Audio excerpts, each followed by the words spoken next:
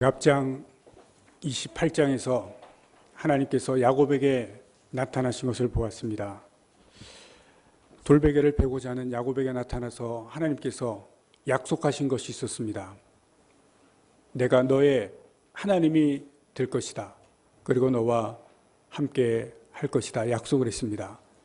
야곱이 대답합니다. 하나님, 잠깐만요. 아직입니다. 야곱이 대답합니다. 하나님께서 약속하신 것이 아직 이루어지는 것을 내가 보지 못했습니다. 약속이 이루어진 것을 내가 보지 못했기 때문에 아직은 아닙니다.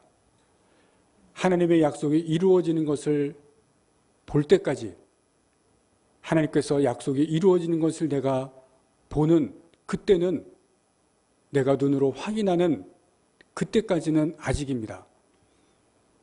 내가 이루어지는 것을 볼 때, 그때 나의 하나님으로 내가 섬기겠습니다. 그때까지는 아직입니다. 그렇게 대답하는 것을 우리가 보았습니다. 내가 무사히 이 땅으로 다시 돌아오게 하신 것, 내가 그때 나의 하나님으로 섬깁니다. 28장입니다. 그런데 이것이 무엇입니까? 신앙의 유예입니다. 믿음의 유예입니다. 하나님께서 약속하시는 것, 이루어지는 것을 보는 그때까지는 내가 하나님을 믿는 것을 유보하겠다는 것입니다. 그리고 야곱이 하는 것이 있습니다. 자기 길을 갑니다. 사람들은 하나님을 믿고 또 예수님을 믿으라고 권유하면 선뜻 따라오지를 못합니다.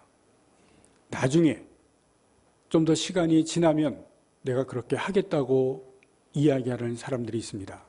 왜냐하면 예수를 믿고 또 교회를 나가게 되면 무언가 제한을 받고 또 제약을 받을 것이 있을 것이라고 생각하기 때문에 그렇습니다. 교회 나가면 나에게 거침돌이 될 것이 있을 것이라는 생각이 있기 때문에 선뜻 응답을 하지를 못합니다.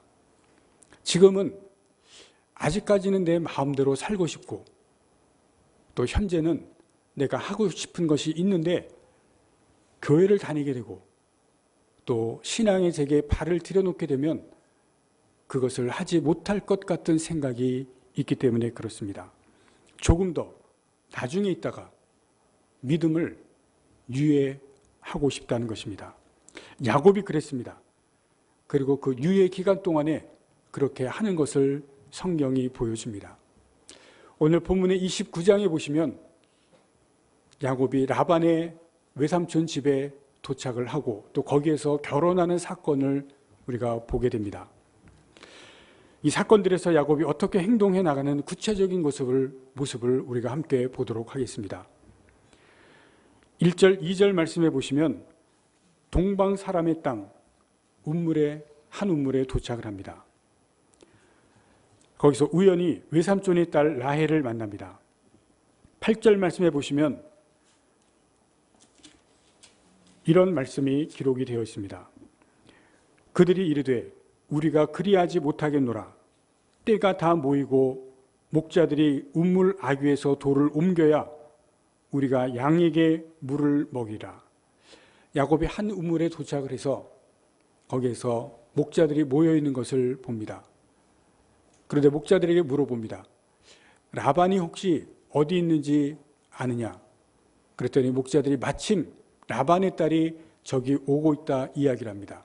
그러자 야곱이 라반의 딸 라헬에게 이제 물을 주고 싶어 합니다. 그러니까 목자들이 여기 있는 규칙을 설명합니다. 여기 규칙은 모든 목자들이 다 모여야 물이 귀하기 때문에 물의 뚜껑을 열고 다 함께 물을 나눠준다. 그런데 야곱이 라반의 딸 라헬이 도착한 것을 보고 어떤 행동을 취하는지를 우리가 말씀을 한번 봅니다. 10절 말씀을 봅니다.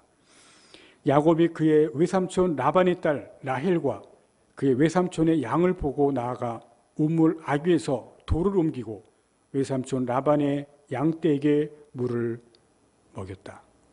무슨 말씀입니까?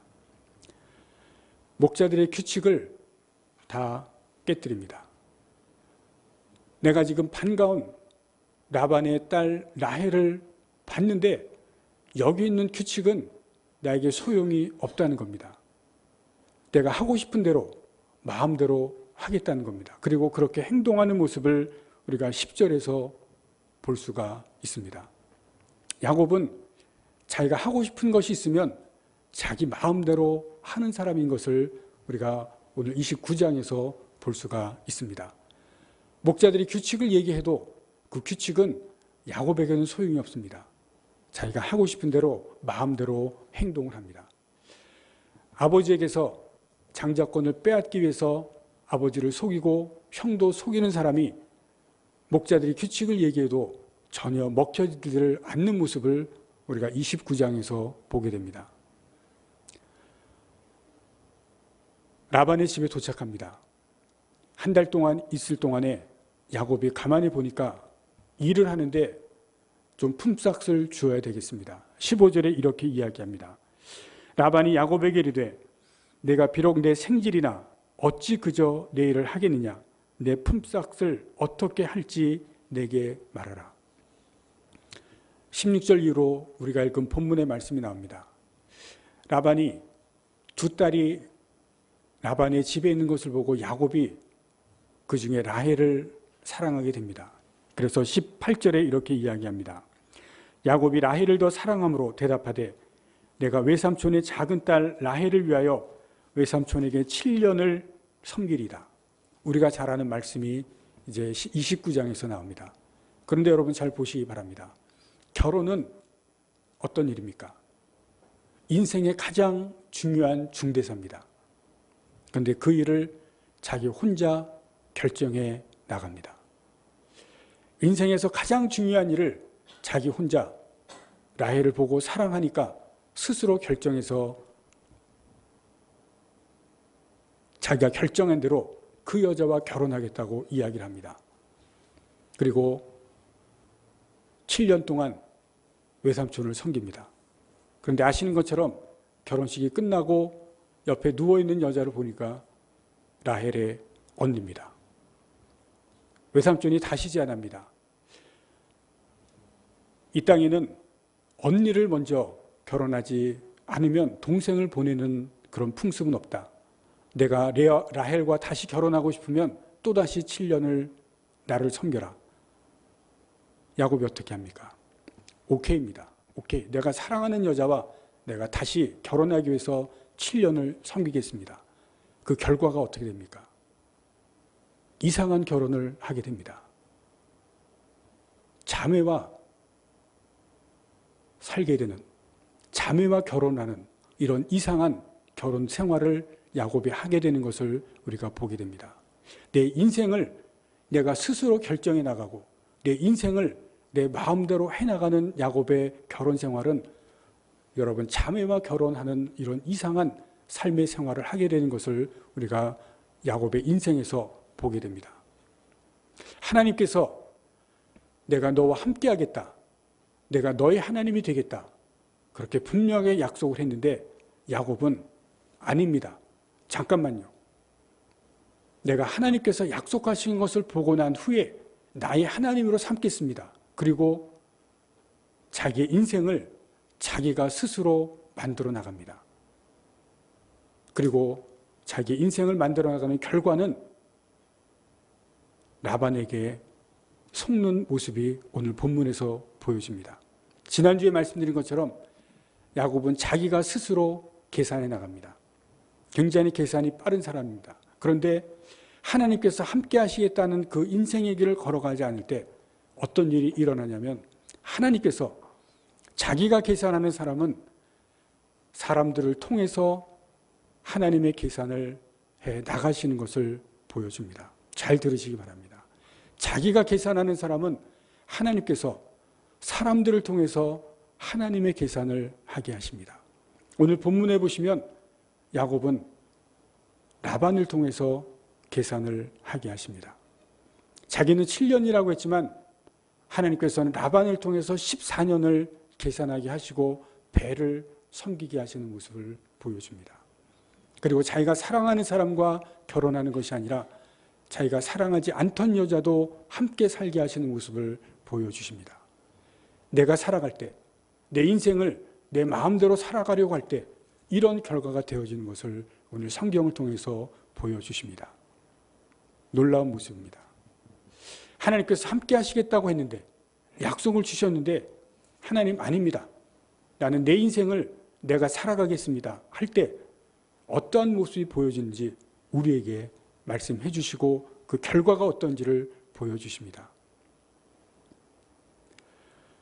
인생은 하나님께서 결정을 하시는가? 예수를 믿는 사람들의 인생, 또 인생 각자의 길을 하나님께서 이미 결정하시고 예비하시는가? 이미 예정이 되어 있는가? 여러분 어떻게 생각하십니까? 사람의 길, 인생의 길, 예정되어 있는 길을 하나님께서 예정하신 길을 걸어가는가? 우리가 야곱의 할아버지 아브라함을 봅니다. 하나님께서 예정하신 길을 아브라함이 걸어갔는가? 어떻게 생각하십니까? 그렇지는 않습니다. 왜냐하면 하나님은 우리 각자에게 자유의지를 주셨기 때문에 사람은 그 자유의지대로 자기의 길을 선택하면서 살아갑니다. 창세기 12장에서 하나님께서 아브라함을 부르셨습니다. 내 고향 친척 아비집을 떠나서 내가 지시할 땅으로 가라. 거기에서 우리가 한번 아브라함을 봅니다. 아브라함이 거기에 순종해서 하나님의 말씀을 따라서 고향 친척을 떠나서 갑니다. 지시할 땅이 어딘지를 몰랐지만 하여튼 어쨌든 하나님의 말씀에 순종해서 고향과 친척 아비집을 떠납니다. 그리고 간 것이 우리가 아는 가나안입니다. 여기서 한번 보실 것이 있습니다. 하나님이 그것을 정하셔서 아브라함이 갔는가? 아닙니다. 하나님께서 아브라함을 부르셨을 때 아브라함은 고향 친척에 남을 수도 있었고 떠날 수도 있었습니다. 그것은 아브라함이 자기 자유의지를 가지고 선택할 수 있는 상황입니다. 그런데 아브라함은 거기에서 순종하면서 떠났습니다. 남을 수도 있었지만 아브라함 말씀에 순종하고 떠났습니다. 그래서 하나님께서 그것을 기뻐하신 것입니다. 하나님께서 그것을 기뻐하시고 그에게 그것을 믿음으로 보신 것입니다. 하나님께서 아브라함에게 아들을 제물로 바치라고 했을 때 아브라함이 그것에 순종해서 제물로 바쳤습니다. 그렇게 하지 않을 수도 있었는데 아브라함은 순종하고 바쳤습니다. 하나님께서 그것을 기뻐하셨습니다. 내가 할 수도 있고 안 할 수도 있는데 아브라함은 그것을 했다는 것입니다. 또다시 아브라함을 봅니다.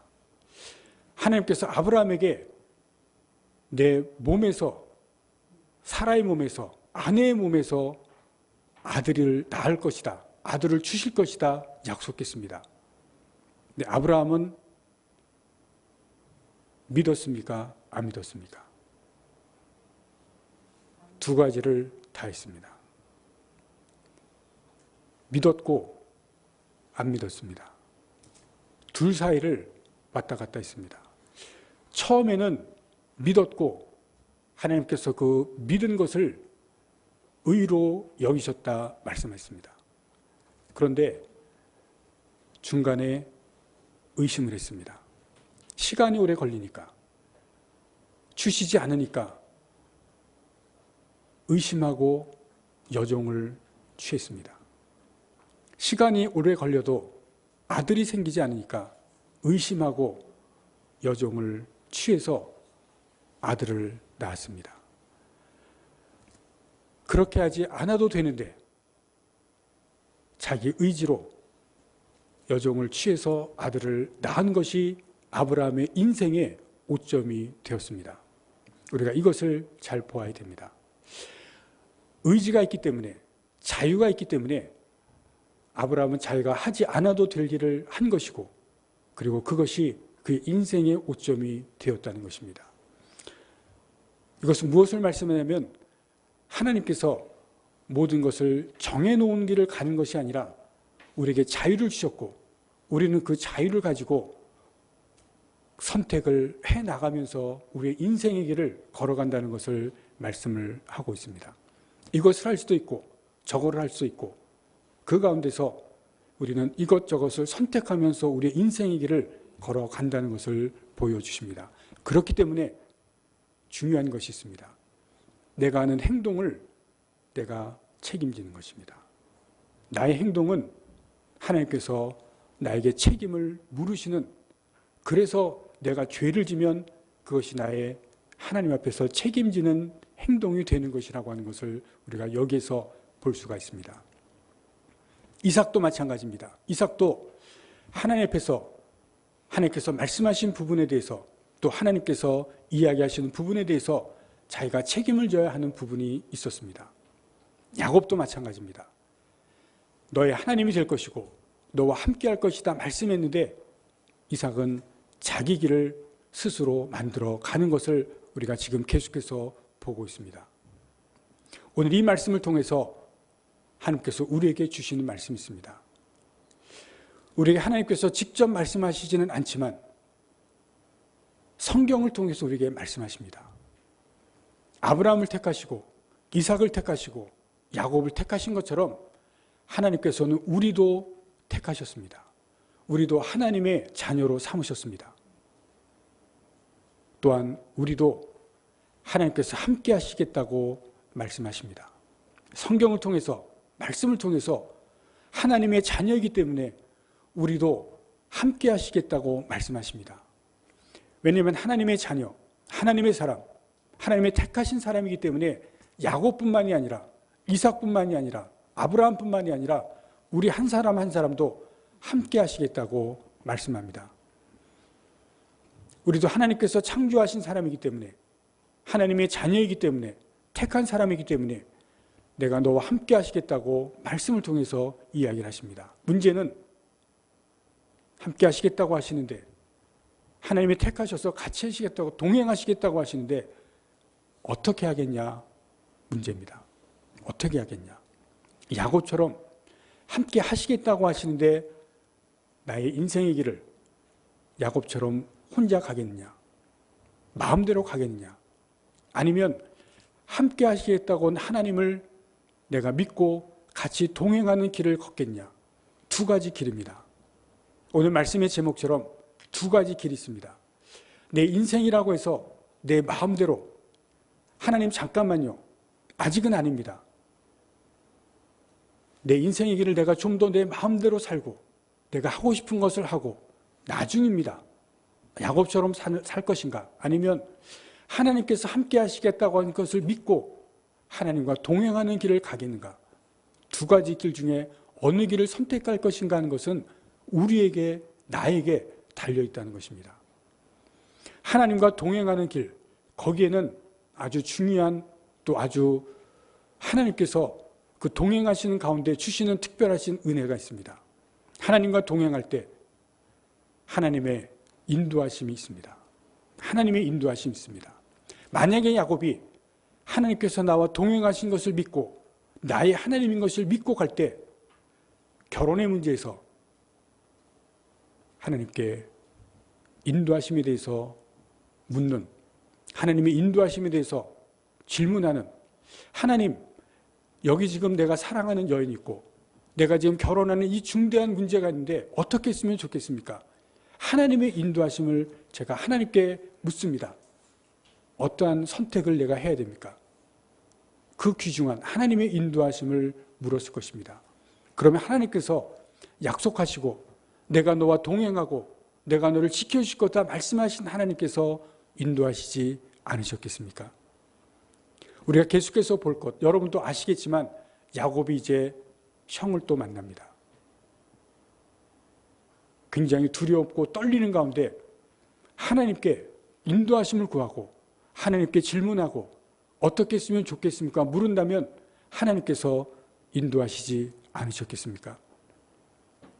야곱이 가나안으로 돌아와서 큰 곤란을 당합니다. 하나님께 인도하심을 구하고 하나님께 질문하며 나아갈 때 하나님께서 도와주지 않으시겠습니까? 인도하시지 않으시겠습니까? 그런데 야곱은 하나도 없습니다. 왜냐하면 믿음을 유예하고 내가 내 인생의 길을 내가 가겠다고 했기 때문에 이러한 하나님의 인도하심이 없습니다. 계속해서 우리가 보겠지만 자기가 가겠다고 내 머리를 믿고 내가 가겠다고 하는 그것 때문에 하나님의 인도하심이 야곱에게는 없는 것을 우리가 성경에서 보게 됩니다. 오늘 예배를 드리는 여러분들은 여러분들과 함께 하시겠다는 하나님, 동행하시겠다고 하는 하나님, 그 하나님 이 말씀을 믿으시고 하나님의 인도하심을 구하시길 바랍니다. 하나님의 도우심을 구하시길 바랍니다. 말씀하신 하나님께서 여러분들 반드시 도우실 것입니다. 그리고 기도하시는 가운데 하나님께 구하시기를 바라시고 또 질문하시기를 바랍니다. 하나님께 계속해서 기도하시며 질문하시고 또 도우심을 바라시길 바랍니다. 말씀 가운데서 야곱에게 하신 말씀은 우리에게 하신 말씀입니다. 하나님께서 우리를 인도하시고 도우시고 지켜주실 줄로 믿습니다. 문제는 우리에게 있습니다. 나에게 있습니다. 내가 내 인생을 내가 만들어가는 것이 아니라 하나님께서 함께 하시는 그 인생의 길에서 도움을 구하시고 요청하실 때 분명히 하나님의 도우심과 하나님의 인도하심이 우리의 인생의 길에 있을 줄로 믿습니다. 말씀, 기도, 우리가 해야 되는 것이고 거기에 반드시 하나님의 은혜와 은총이 분명하게 나타나실 줄로 믿습니다. 기도하시겠습니다.